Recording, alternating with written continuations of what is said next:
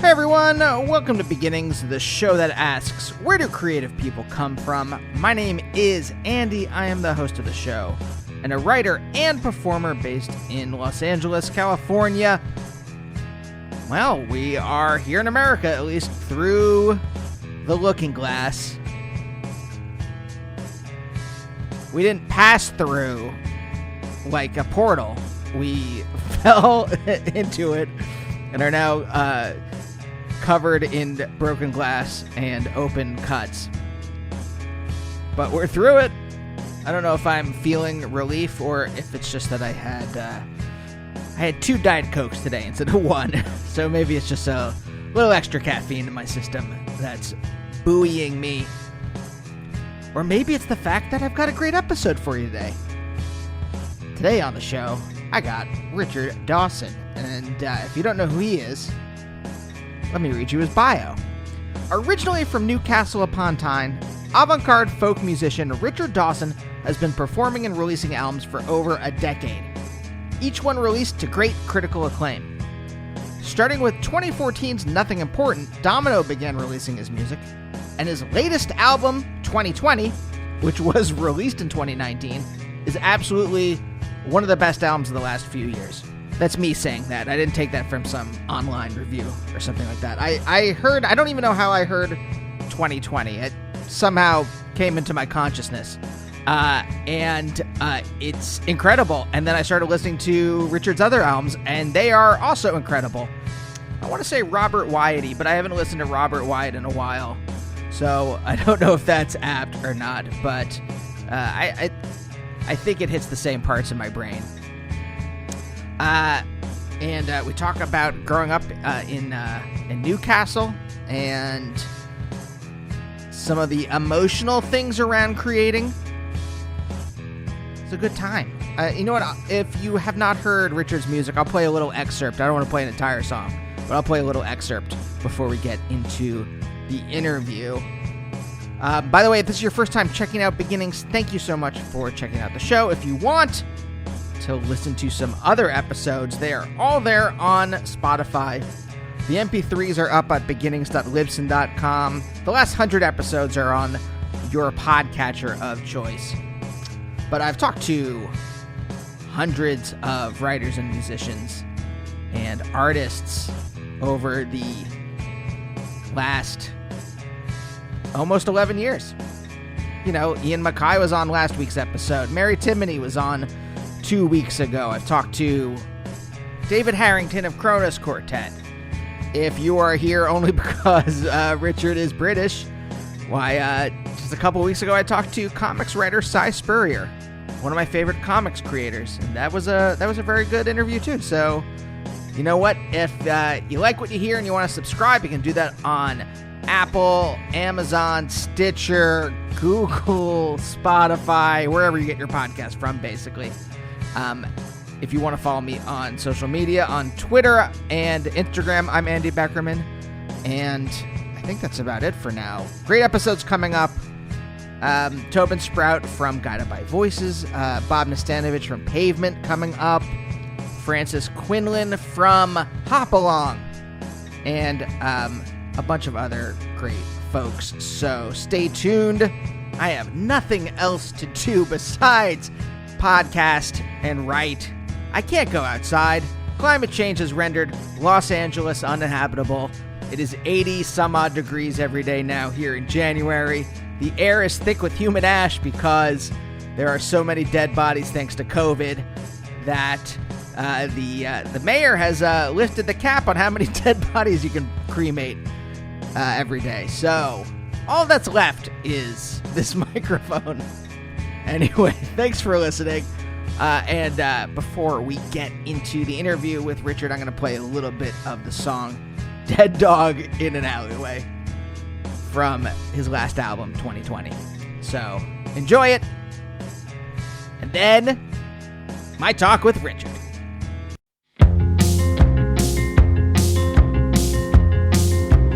Dead dog in an alleyway, dusted with snow, on a bed of burst bin bags under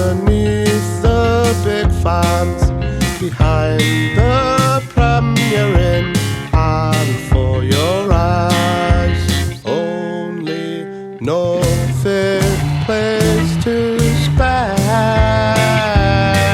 the night. Maybe I can go in the pedestrian tunnel, statues and football dicks. They give me the most shit. Disgusting animal.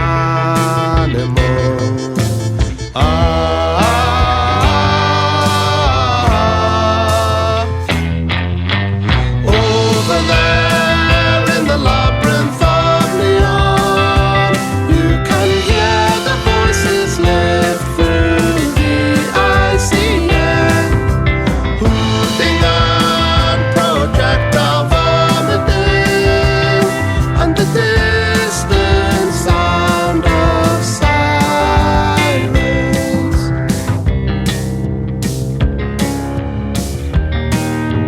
Dead dog in an alleyway, dreaming of home in the moment just before I awake to a savage kicking. Blows rain down upon me through the blackness of my sleeping bag. Help me, please help me. Won't you please help me? Anyone? The city melts away into a crisp new day. I am still here.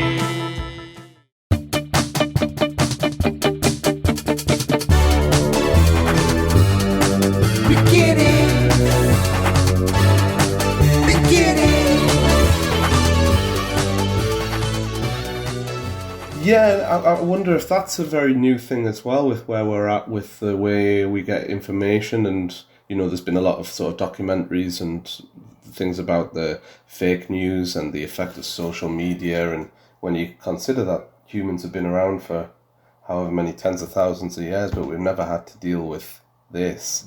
It's such a quick change for our brains to process.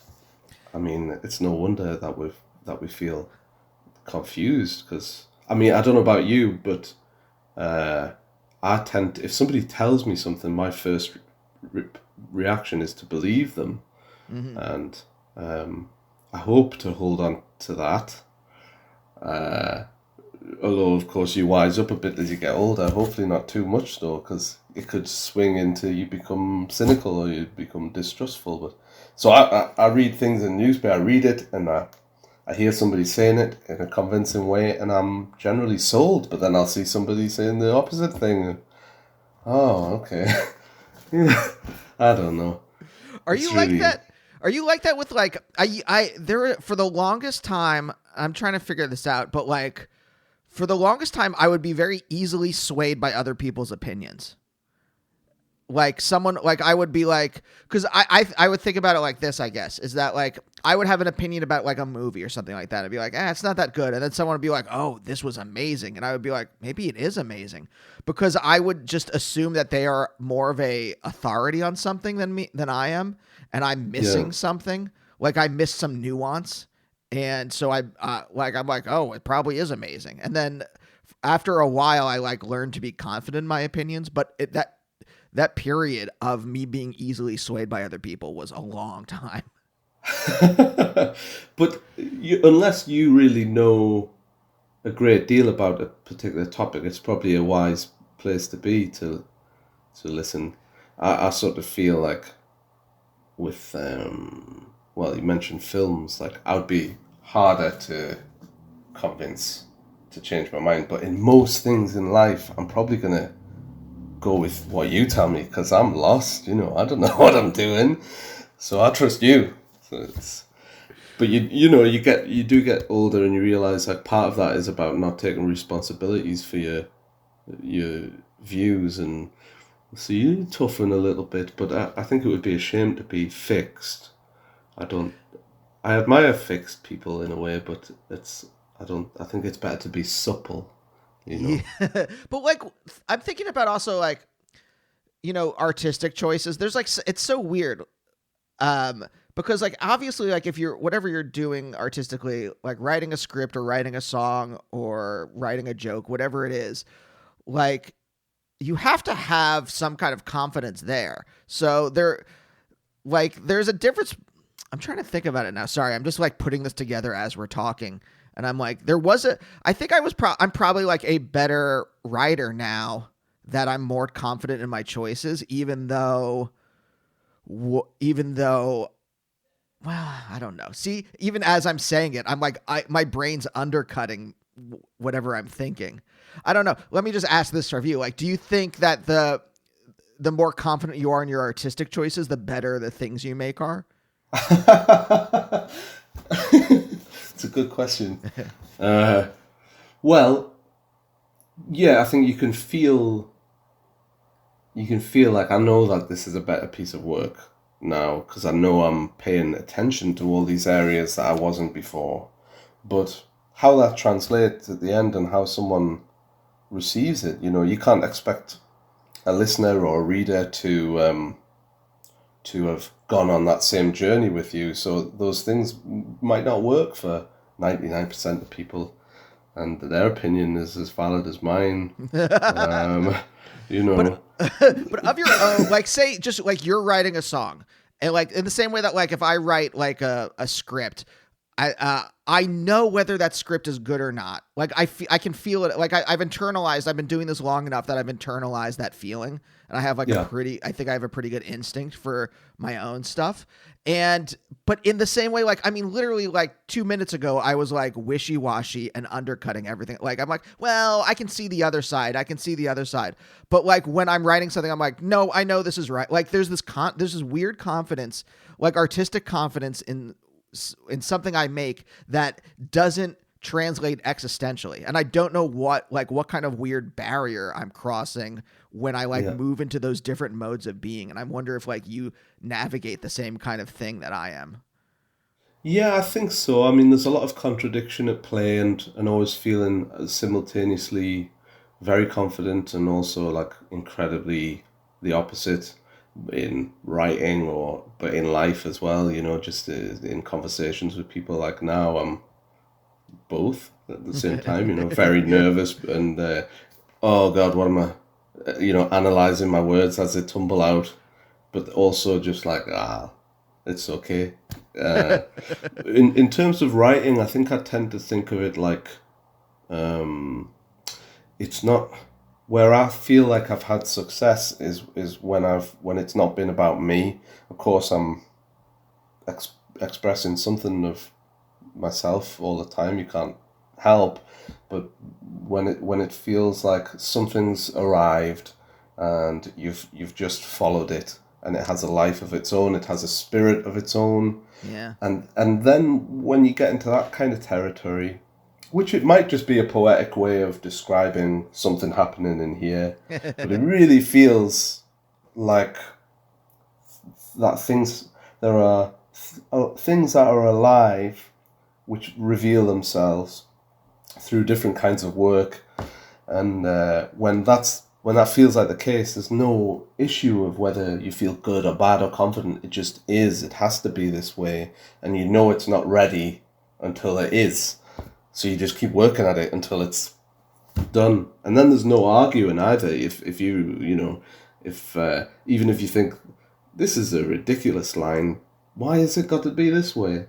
Or this is even a bad line, but it has to be this way. You can stand by it, and good or bad doesn't come into it. That's like a competitive language, Yeah. which we're ingrained with, but it's not how the world really is. This competition, we can reject that language, good and bad, best and worst. It's all stuff that's going to trip us up. So hopefully, Yeah. Yeah, true or resonant. I mean, that's really like if is it resonating with me, in me. I do you have you ever read Heidegger? Any I know no, he's a little out of vogue now considering he was a Nazi and now we're actually paying attention to that kind of stuff. But I do like the way that he phrases a lot of things. And he talks about like being disclosing itself. And I just like his phrasing. He just kind of like turns the phrasing, but basically like, instead of us like investigating things and like finding like the meaning or whatever being underneath stuff, it's that being discloses itself. And I do think that like when you're lost in creating something, it is kind of, it's like the way you described it, right? It is like something revealing itself to us as opposed to use purposely, even though we are all purposely like putting notes or putting words down in certain, orientations. Yeah. And again, there's a contradiction there, because of course it's you doing the work, but it's also you just following the trail. And I do feel it's like a puzzle sometimes that you're just uncovering something. The raw material lands, boof, and then you have to spend months chipping away and polishing it. But what was there was always there. You've just uncovered it. Yeah. That's how it feels. Yeah. Look, I felt like you and I were kind of like resonating on the same wavelength a little bit emotionally. But do you think you've always been a sensitive person? Like, were you a sensitive kid? I think I always thought I was, and I had that image of myself. But actually, when I look back, I think, no, I was probably more in my own world a little bit and not really sensitive to other people. I was quite sort of visual, maybe, and I would hear things and take in the detail of sounds and stuff like that. But in terms of being sensitive to other people, I don't think I was until, well into my 30s, really. And probably I'll look back in another 5-10 years and rue where I am now, Yeah. Well, okay. I mean, two things. Let's go with the second one first. What happened in your 30s? Anything, or was it just like the natural process of becoming an adult? I think so, and I think as well, just moving on from, some melancholy things, drinking a lot less, of course, brings you much more present. Yeah. And then meeting Sally, and me and Sally were friends for a long time before we started going out, but going out the last sort of 4 years has been, the biggest change.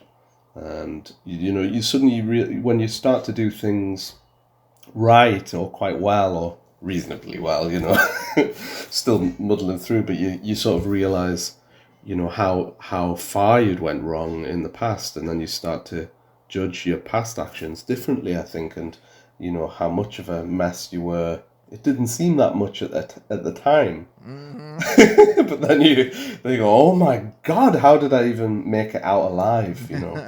And create more chaos than I did for myself or other people, and so it's pretty tough. So yeah, just getting a bit more settled and getting a little bit of elevation enables some, tough sort of lessons that you start to get some distance on. You go, okay.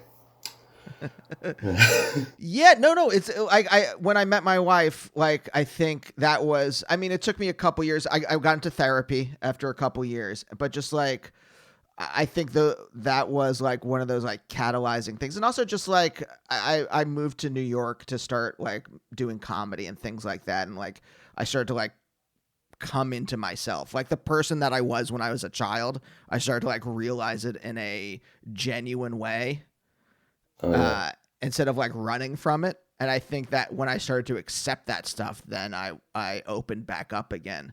But I wonder if like, and this is the second thing first, but when I was a kid, I was, I still am very interior. I still live a lot of my life inside, but I think if I'm like reconstructing the way I was, I think it's because I was a little too sensitive, and my antenna was always up.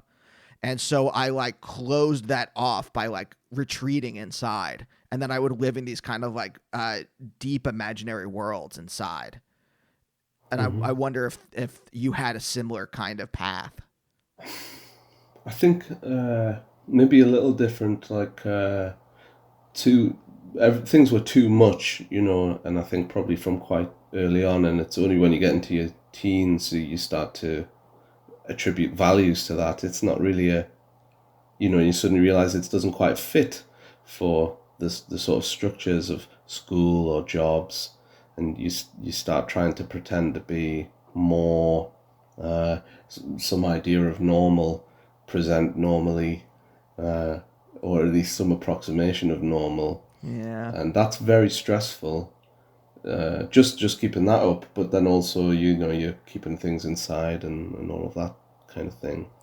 But I think probably I would my reaction to that was to be more very blinkered and to get obsessive on things. So when I got my guitar, I just got obsessed about writing songs, and nothing else existed.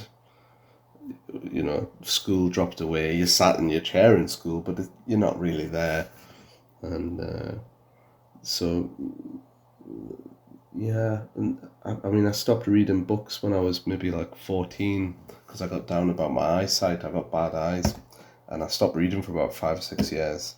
So I had a very little creative.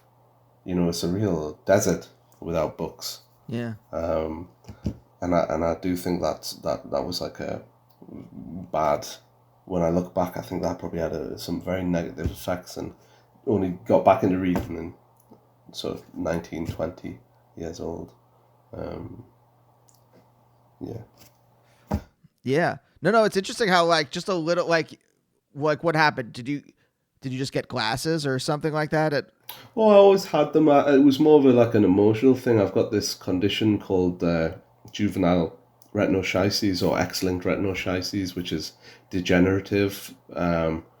And even though I've got quite decent vision for someone with it, my brother's vision's much worse, for instance. I got really down about it, like, and just was like, well, I'm blind, I'm going blind, and just this real depressed, just put everything on it, really, and it was quite sort of self-defeatist, but I didn't realize I was putting all of my eggs into that basket. But now I see it like a really positive thing. It's been it's a real gift. In the main, it's a struggle. I'm trying to read Thomas Pynchon at the minute, and that's very challenging. Yeah, So, which one? Mason and Dixon. I'm about halfway through Mason and Dixon. Ooh, I haven't even tackled it. It's been on my shelf. I like, it took me about 3 times to get through I love Gravity's Rainbow, but it took me 3 times to get through it. Yeah. I looked at that. I looked at Mason Dixon in comparison. I was like, I don't know if I have the endurance. Oh, I tell you, it's amazing. And it's not, once you sort of submit to it, it's like the best thing. I've just used best. Train myself out of that. It's okay. See, but this going back to, I'm very swayed by you. I'm just like, oh yeah, okay, I'll try it. Like, I'll put it in the queue. Good. The one thing the problem with reading is not that it's hard. It's just that you know that you're not going to be able to read any other books for 2 or 3 months, and that's really difficult to accept. Yeah.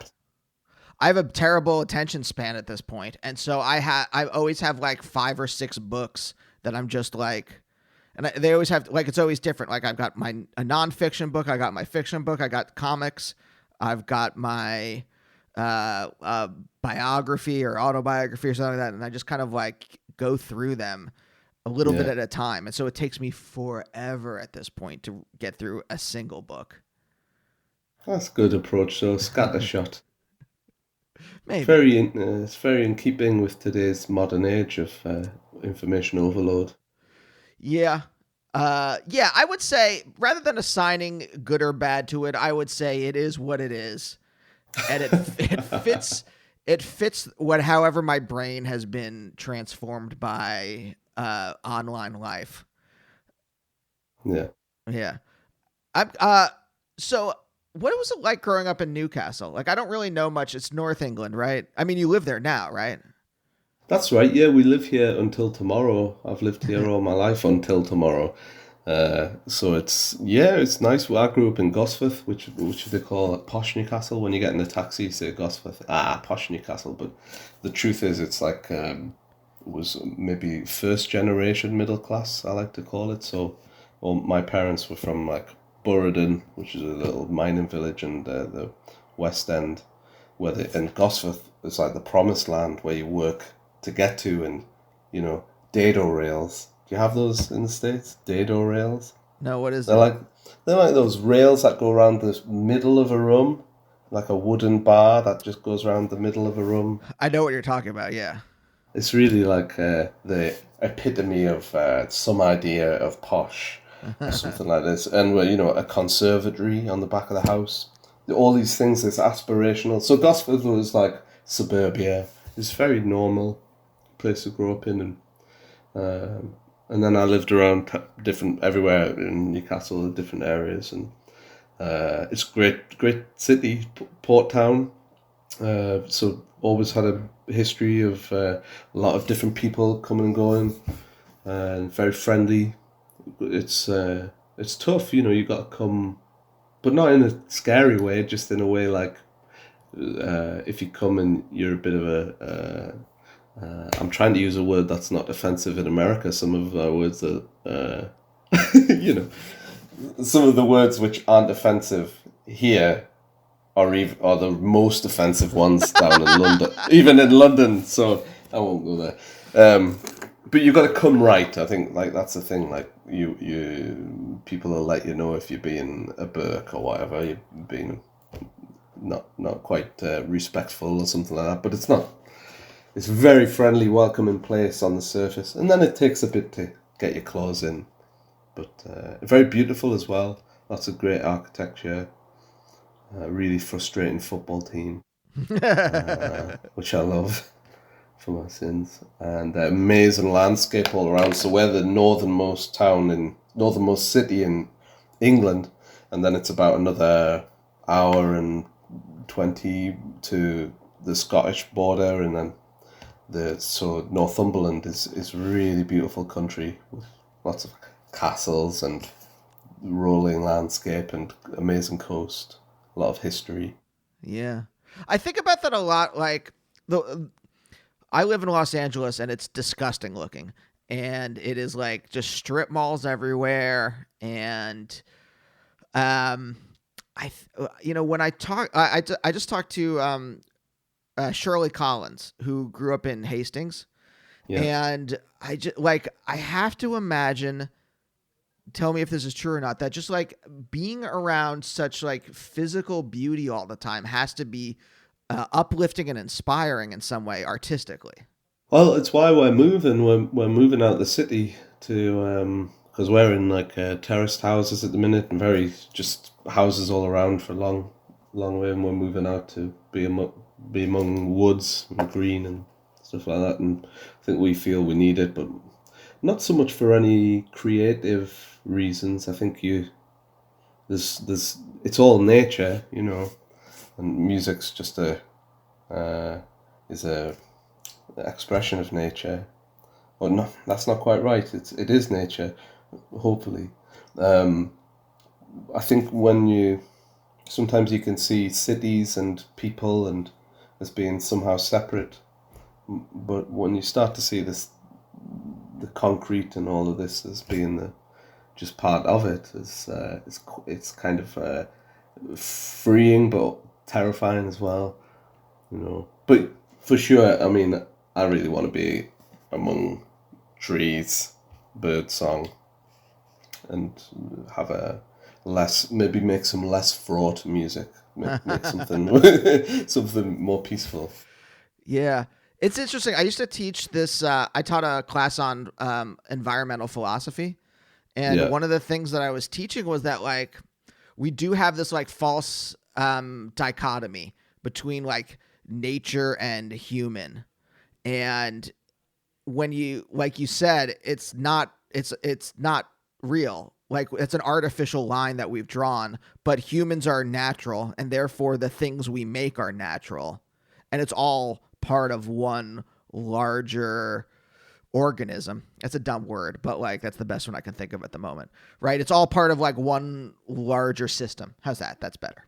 Yeah, exactly. And a lot of our problems at the minute are kind of stem from the fact of failing to see that relationship. I mean, I think we're seeing it now, most of us, quite late. But yeah, when you start to realize what you do does have an effect on your environment, then yeah, you can't, and it's not sustainable. Then, but I think it has other, aside from the environmental side, just in terms of yourself, notions of identity, and because we tend to sort of construct our personalities, construct our characters rather. I always like to think about character and personality as being something different, but so we construct our characters and we use things like buildings and products and all of that to achieve that. So maybe seeing that we are part of nature is more about being able to look through your character and get to your personality, which is kind of what we started off this talk about when you mentioned looking back to how you were as a kid and realizing actually that was maybe something pure and real then, and then you build up all these different clothes and armors. Not all of them. I don't know. Well, I think about it's interesting. Like the model that I use on this show when I think about people in general is that like when you're born or like the first couple of years, you're like whatever, however long you want to take some like period of you just you before you start internalizing the world around you. That core, let's call it, gets buffeted around by different vectors. So there's this some kind of you, which is just like your brain architecture. And then as you internalize, and the way you talk about it though, I think that maybe that like, that's not like a perfect, like I can't, that's not the best. It's a nice model to use, but it's not the best model, or it's not the only model, right?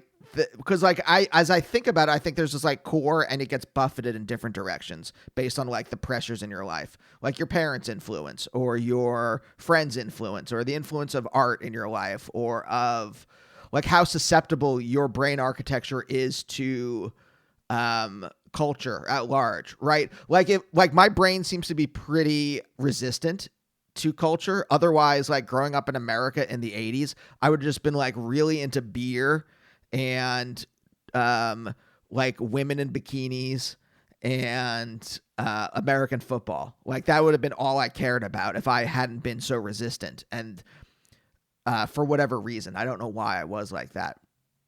But like there's also this like kind of like there is maybe your brain's architecture, but then there's this like internalizing these things. So how much do you It's not just outside forces. It's also like the inside forces that push you in some way. Yeah. You wonder why you might gravitate to be a certain way or be more susceptible and what those reasons are. Well, who knows? Unanswerable questions.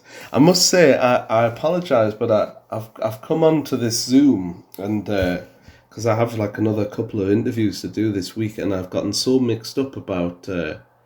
I came on thinking it was going to be a different thing, which was just going to be like a very simple like discussion about the album that we just put out a while ago, and so I was sort of like, what's happening here? Yeah, sorry, I dropped you into the middle of a like deep philosophical discussion about childhood and how that has related to making you the person you are. It's all good. I've put the pieces together now, but not. I'm just worried that you're going to struggle to make a show that I'm going to have any insightful morsels for you or make any sense at all. So I apologize for that. No apologies needed. This has been lovely so far, and I find that like, well, I mean, let me just like throw these questions at you and see like if it. if it resonates at all. Like when you were a kid, you know, what were the like main forces in your life? Like what was buffeting you one way or the other? Like, did your parents influence loom large? Was it, you know, Newcastle? Did that like contribute to who you are as a person?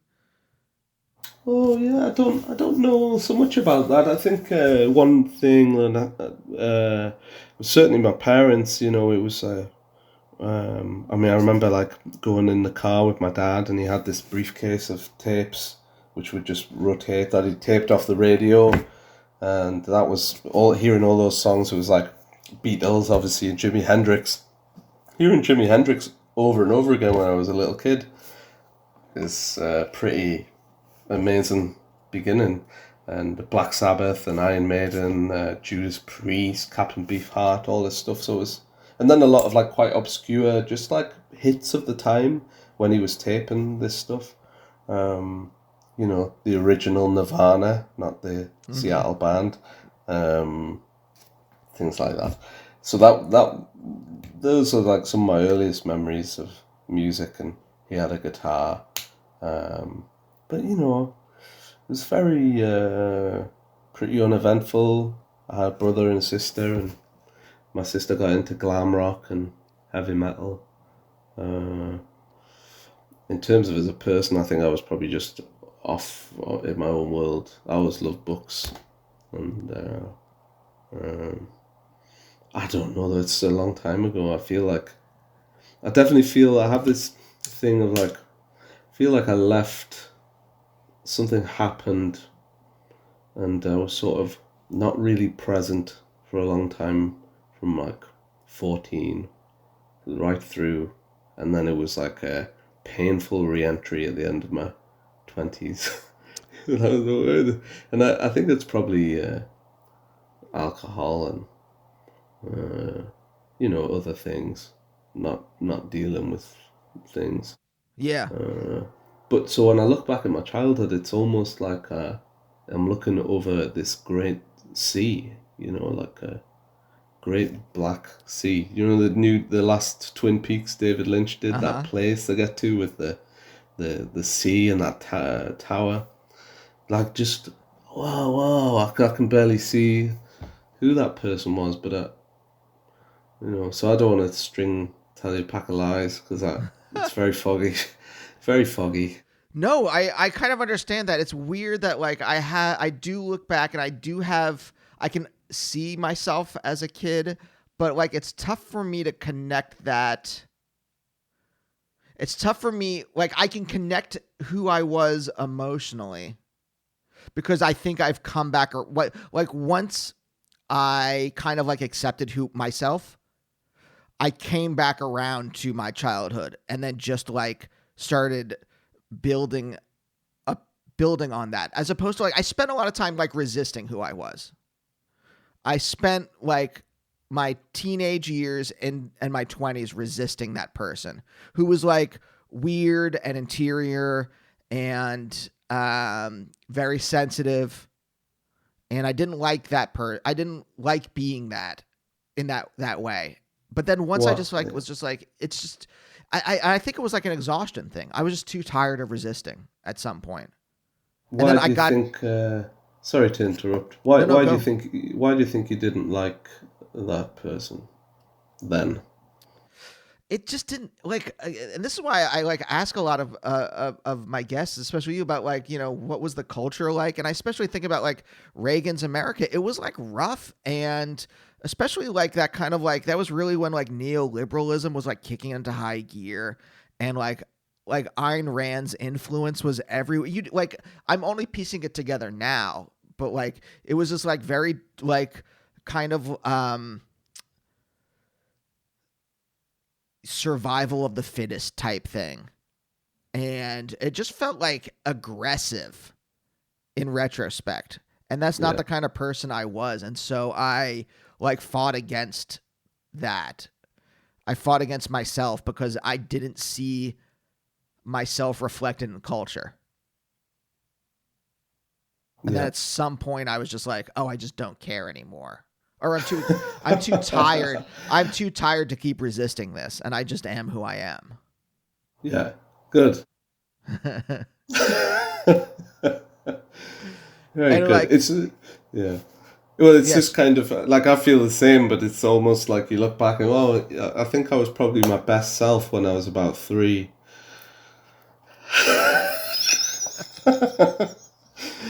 So, but like, it seems like maybe there was something, not the exact same, but something similar, let's say, or like analogous for you.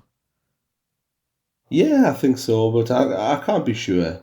So you know, I, it's a blur. I don't remember being. Oh goodness, I was just in my just thinking about books and action figures and and making these little stories and stuff like that. But really drawing maps and writing stories.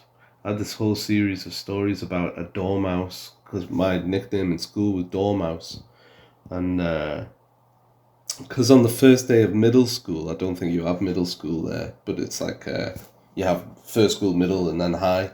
First day of middle school, was play acting, and I was like pretending to climb into a desk, and my teacher said, "You're like a little dormouse. I'm gonna call you Dormouse," and it just stuck for the Oh rest of God. school. No, but it was fine. It was like I was happy with it because I think it's apt, and I've started to reclaim it now as a almost 40-year-old. So I think I probably am Dormouse. So yeah, I don't know. I don't know how much to tell you. I mean, none of it matters. I feel a bit like Harry Dean Stanton. I like to watch interviews of Harry Dean Stanton when I'm Yeah. struggling or losing my way a bit. He always sets us right because he has this. Doesn't matter. Doesn't matter. And of course, he's not. He is a very compassionate guy, very lovely guy. So it does matter.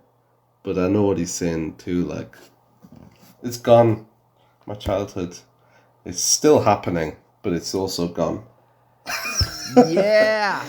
Yeah, it's very like Slaughterhouse-Five. It's very like the Trafalmadorians are like they exist or like they exist in the fifth dimension, so they see us as time worms.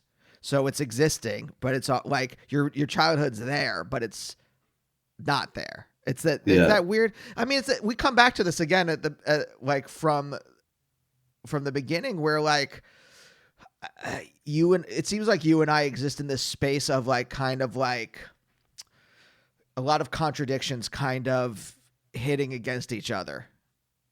And it's Yeah. about like managing those contradictions so they don't get out of control. Yeah, and I think keeping your eye on it as well because it can become. It is a bit of a manifesto or like a motto, just contradiction flashing in my brain all the time. But you have to be careful, I think, because it can also mean eschewing responsibility for making a decision or going a certain way, or you know. So you got to watch out for yourself, I think. Yeah. Oh yeah. There is some point where like I have a pretty good relationship with my parents, but we're just not very we don't have like deep conversations. And I was talking in therapy and I was like kind of like lamenting it, and my therapist was like, "Get over it." I'm like, "Oh, Yeah. yeah. Yeah. Deal with it, man. Deal Yeah." with Yeah. it. And it's like a lot of like I think there was a point when I was a kid, I really hated the feeling of like that I screwed up something. I like the feeling that I of responsibility for messing something up was so great. Like that feeling was so awful in my body that like it took me a long time to like stop running from taking responsibility. Like I used to have these like long arguments with like people, and like halfway through the argument I would realize I'm wrong, and I would still just like continue the argument instead of just saying, "You know what? I'm wrong. I'm sorry." Yeah. It sounds so classy when you do it as well. Like, Yeah. oh, it's so surprising. I remember having that moment with someone where we were years and years ago talking about politics, and I said something idiotic, and then went down that route, like, and I knew I was wrong, and then I just said it, like, you know what? Yeah, exactly that. You're right. I'm totally wrong, and it was amazing. Ever since, just like, wow, you can just admit when you're wrong. That's brilliant. I mean, life in some way is a weird kind of like, what are you like? Again, I go back to this thing I said before where I'm like, oh, like however I was when I was a kid, I seemed like somewhat resistant to like mainstream American culture, which in my mind is just a beer commercial. And in some ways, I'm still resistant to that. I'm pretty far left progressive politically, but like in other ways, it's just like you have to make like decisions in life. What are you going to surrender to? What are you going to continue to resist, and what will you surrender to? Because you can't. It's just exhausting to like resist everything. Yeah, for sure, and it can be. Not just exhausting for you as well, exhausting for people around you. Like, come on. I mean, a big one for me is football. I really love football, but it's a love-hate relationship. But obviously, that's like the biggest sport here, the biggest entertainment, and it's fascinating to me because it sort of encapsulates. It's like all society in miniature is played out in this game. All the horrendous commercialization and the cheating, the diving, the just winning at all costs, all of this. But every now and again, a little moment will shine through. There's a player I loved for Newcastle who wasn't a great player technically. He was called Jonas Gutierrez, Argentinian guy, and there was a match where he beat a guy on the wing. I think we were playing West Brom, and he beat the guy because the guy pulled up with a hamstring injury. Gutierrez saw that had happened. He was through on goal. Even so, he just passed the ball out of play because he didn't want to gain an advantage that way. And the opposing manager, Roy Hodgson, stepped on the pitch to shake his hand. This was like a little glimmer in this sea of awful behaviour that's footballers. And I don't know, I found like these powerful moments are like very moving and this profound in this, what is essentially 22 men moving a ball around. So much invested. It's amazing that you could get so invested in something like that, and a whole town, a whole city, their identity could be wrapped up in the success or failure of a sports team.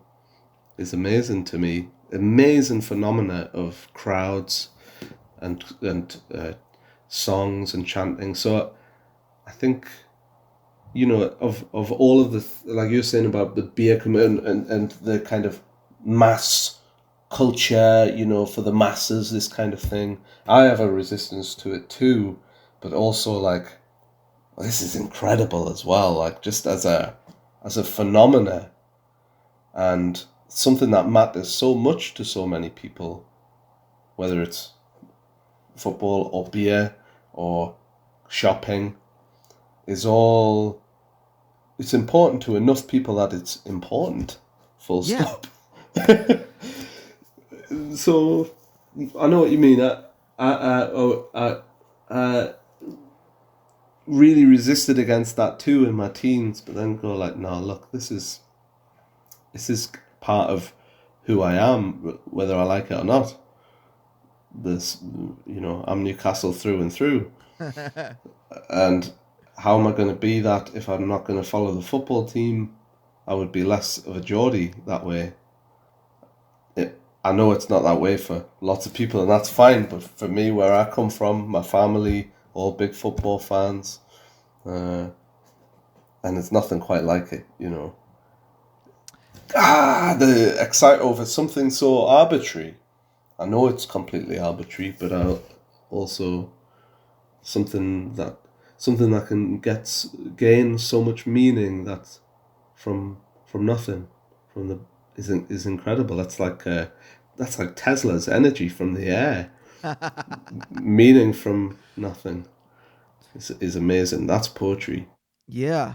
Well, I think what you're describing, I mean, there's two main things that I think about when you said that. Like, one of them is like, you have to have these points of connection. If you're going to be if you're a good artist, which whatever you think about my taste or whatever, I classify you as very bad taste. But like, you have to have these points of connection with culture at large in some way. You have to resonate. I don't have any faith. I've never had any religious faith. I just can't find it within me. It bugs me. I wish I had it, because I think it would give me some kind of like, I think it would give me some connection to something larger outside myself. Right. I get too narcissistic. I get too caught up, solipsistic even.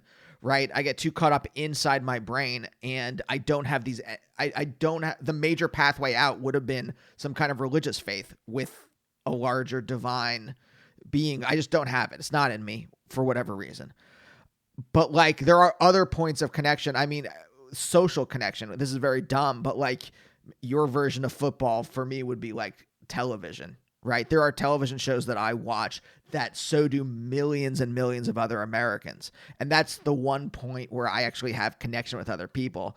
And it gives me some kind of ability to feel that larger being, whatever we want to call it. I know it's very dumb to say, right? TV, like a sitcom that other people watch, but like, it does. It gives me that connection. Yeah. And I think there's something, you can almost get into the dangerous place of taking pride in liking things that other people don't like. Yes. That's a very teenage thing, but it takes a bit of growing out too. And actually, when you realize, like I had it when I bought a Beatles album in my 20s. It was so novel to get a Beatles album, and it was the same feeling as getting something really obscure and out there. I was like, wow, I've got a Beatles album. It's so exciting just to... And we're watching Bake Off at the minute. I don't know if you have that there. Yeah, the Great British Bake Off. And it's like, it's the best. And it's not just because the program is really easy and dramatic, but it's because you're in it with so many other people investing, So, lots of, and the idea that popular things can't be good as well is really daft. Some popular things are good. Björk, she's very popular and she's great. She's the best example I can give. So I'll just stop there. Well, sorry, go on. Oh, I was just going to say another example, like the films of Paul Thomas Anderson. Perfect. Yeah. Popular and amazing. Yeah. Perfect example. Yes, I think, and again, it's this. I keep going back to this like surrender resistance thing. It's like, what will you what are you going to stop resisting? Are you going to stop resist? Like, if you just like get rid of a whole category of things that are, because they're popular, right? Then you like are cutting off yourself from experiences that could be meaningful, and like something like Bjork. If I was just like, well, too many people like Bjork, and it's like, well, no, yeah, it's because she's amazing. It's because she writes amazing music. And it's weird. Like, if anything, it's weird that so many people are into her. It's the same thing like when Nirvana got popular, when New Nirvana got popular here. And I was like, wow, like how is this? Or like Sonic Youth, even Sonic Youth getting to a certain position. I'm just like, oh, weird. It's if anything, finally, culture is resonating on the same wavelength that I've been resonating on. And why am I going to resist that? Yeah. Yeah, it's a good question though. Why would you? Why? Because you get so used to the resistance. You get so used to like putting your energy into resisting that Yeah, and you just it's a there's a knee jerk. certain pride in it as well. There's a certain, but Yeah. it's to be. You got to watch out for it again, because that's not what it's about, is it? No. Yeah. And I love the other thing you said were about like the meaning from nothingness, this kind of like what is it, ex nihilo? Is that the Latin? But like the the idea of like there being these systems that just by the gravity of them, I mean that literally like the mass, like there's a critical mass of people that together create meaning, like infuse something with meaning that then like feeds back into the system. I think a lot about feedback loops, like in culture, right? And so this like big system creates these feedback loops that feed back into you personally. Like football, like specifically Newcastle football. Made me think of like I lived in Pittsburgh for a long time, and everyone loves football, American football. Everyone loves the Steelers in Pittsburgh. No matter the most like left wing crust punk to like a banker, in downtown Yeah, Pittsburgh loves the Steelers. And I feel like that's the same kind of like thing that you grew up in. yeah, yeah. It's amazing. Yeah, it's a bit like that here with Newcastle United. It's not. It's all sorts of people, and it's just part because it's in the center of the city as well, the stadium. So people have been living their lives around this whole thing. It's physically they've been living their lives around this centerpiece of a sports stadium. You can't get away from that. Yeah, I was literally in my head. I'm like, oh, it's inescapable. In some way, in some way, your life is organized in Newcastle around football. You don't know how right you are actually, because I do. I give Sally a few days advance, no, like a warning, and go like, I'm not going to be available for anything on Saturday at 2 o'clock. No, don't book anything. Don't ask me to go anywhere. It's not going to happen. Do you think, like, even as a kid, do you think that like was a again? I use these metaphors like gravity. I really do think, like, I think that's real. Like, do you think that like pulled you in some way, or that you like, the idea of like of football, and especially about like it being there in the center of the city? Do you think like it was always in some way present in your life? Yeah, I mean it's present in everyone's life in Newcastle for sure. I mean, even if you hate it, you can't escape it because the effects of the crowds. But yeah, I don't know how much. I don't know. I mean, all those maybe more of the negative aspects you get dragged into things like rivalries and stuff like that. But yeah, I'm not sure. Were your parents football fans? Also, not only were your parents football fans, but what was their upward mobility like? Because you said they came from like a coal town. Oh yeah, my mum was from Burradon, which was like was just on the outskirts towards. So it's on the edge of Northumberland basically, but it's just like a little mining estate, this mining village where she grew up, and I think the mine was probably close to shutting down, already closed down by the time she was a kid. And my dad was from the West End, like we're in the West End now, but he was much further into Fenham and came from like a big family of 10 siblings, I think, and I think they were a few degrees more poor. They were really poor people. And so for him to get to Gosforth is like, this idea is quite interesting. I think about the first generation middle class, because of course the idea of classing people is really gross, and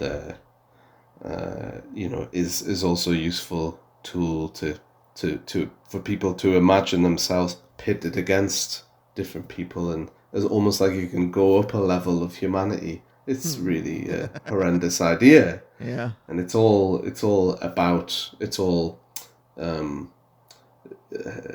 actualized by dado rails and conservatories and things like that, sky television dishes and nice and plush sofas, things like this, and more higher products, all this kind of thing. But they are working class people, even despite living in Gosforth. But I don't know what that makes their children. It's a strange lost generation. I think the idea of class is disappearing here. So. Oh, really?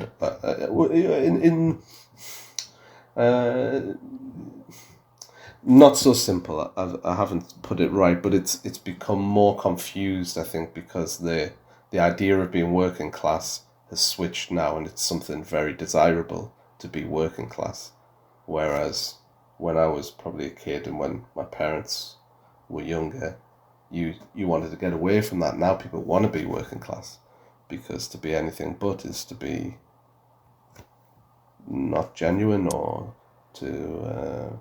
It's interesting how it's flipped. If you're working class, you're real. You work, you know, salt of the earth, no bollocks. No bullshit, rather. Lots of bollocks. No bullshit. So that's interesting how that's flipped, and of course the idea of being upper class is nobody wants that. It's funny how that has become, like, in the UK, it's, as you describe it, it seems like it's become a synonym for, like, genuine. Whereas, here in America, we're, at least in the circles I run in, we talk about class. But, like, overall, it's there's still this, like, very deep myth that, like, no matter where you come from, you can become very wealthy. And it's just absolutely not true. And so, like, the working class here is still reviled. It's still, like, looked down upon as, like, and the marks of distinction, like you said, like the rails or the conservatory or whatever like that, like, everyone aspires to these marks of distinction of the very wealthy. I wonder if it'll change now that I'm hope that with Trump's defeat, that the kind of, like, the veil has been torn away. I don't know if it will be, but it's weird because, like, I romanticize England in a certain way where I'm like, oh, you guys are very class conscious. I think that the romantic, I think I know the things you're talking about, and the nice things. The idea of a royal family is so magical, and it is amazing, but it's also gross that this can exist, and that we have however many millions of kids living below the poverty line. It's incredible that we, not only does it exist, but it's in the main celebrated and supported. So that's really wild to me. But I think, I didn't, before when I was talking, I'm almost worried to present it too simply, and I think it's so complex. I would hate not to do it justice, and I certainly don't have a grasp on it, I should stress. But what we have here is there's a very interesting mentality with the British, and I think it probably is something the Americans have in common as well as the Australians, which is a very rose-tinted view of their own history and where their wealth has come from.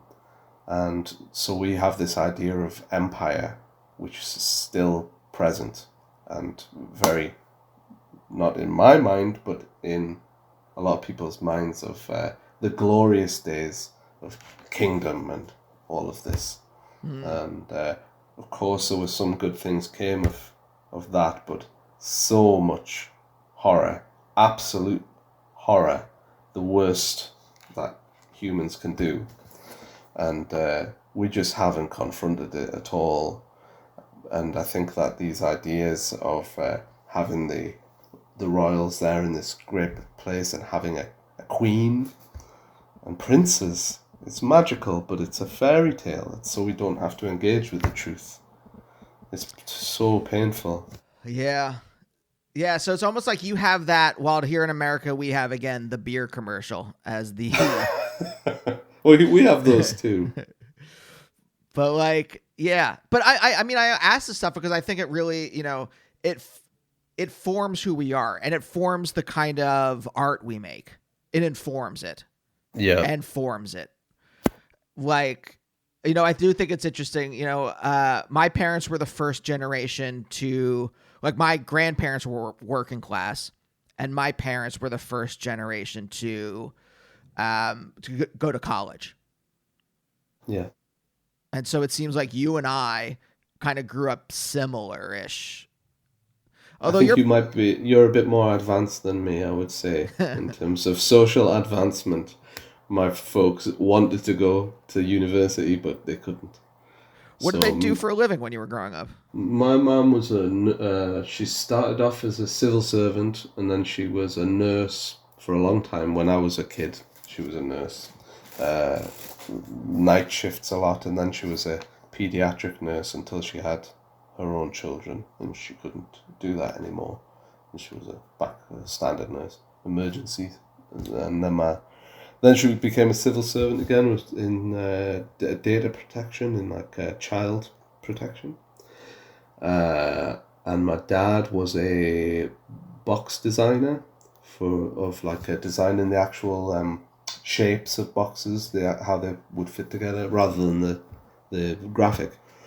So he was that when I was growing up, and then he got made redundant maybe when I was 12 or 13, and he then was a salesman, and I think for 2 different companies, did some different jobs, and then he's been a sports coach throughout all of that, like a volunteer running coach.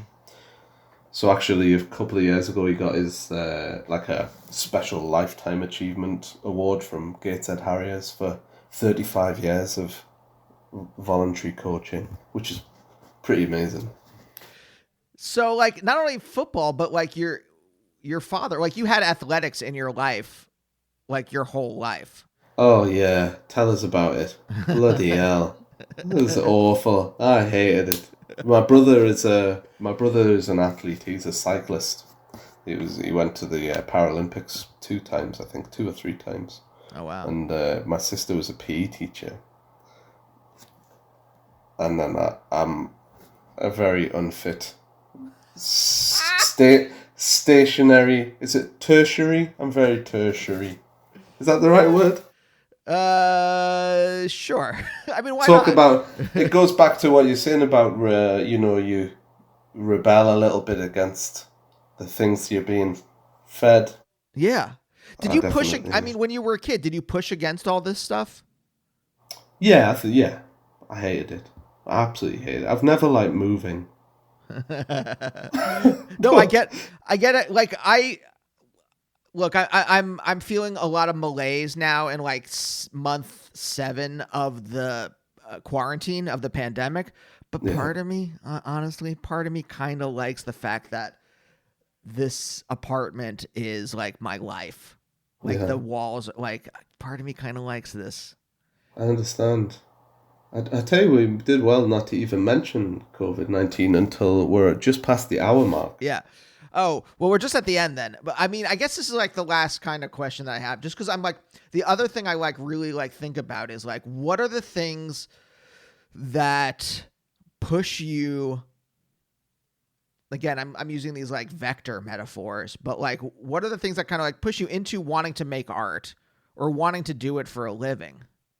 And I'm like, I wonder if like, did you push against your family and then kind of like you said, you found a guitar and you kind of became obsessed with it. Is that kind of like how it went? I don't think they wasn't pushing against my family. I think they were like not nonplussed, but they just wanted me to go to university and get a job, because this was, my brother and sister had done that, and also it wasn't available to them to do. I think they wanted that for me, and I tried it for a month. It was terrible mistake, But it's interesting. Like, why I don't, I didn't know any reasons why when I got a guitar. I just knew I had to get one. I actually wanted drums first. I just wanted to. I really loved music, and just was going deep into music and listening to everything I could hear everything and anything, and but my dad didn't want a drum kit in the house, of course, and so I'd get a guitar instead. But it was the same thing, It doesn't matter whether it's a guitar, a drum kit, or whatever. It's just gonna make a sound and make something. So yeah, I remember the first day, like getting it and just being like, right, let's write a song.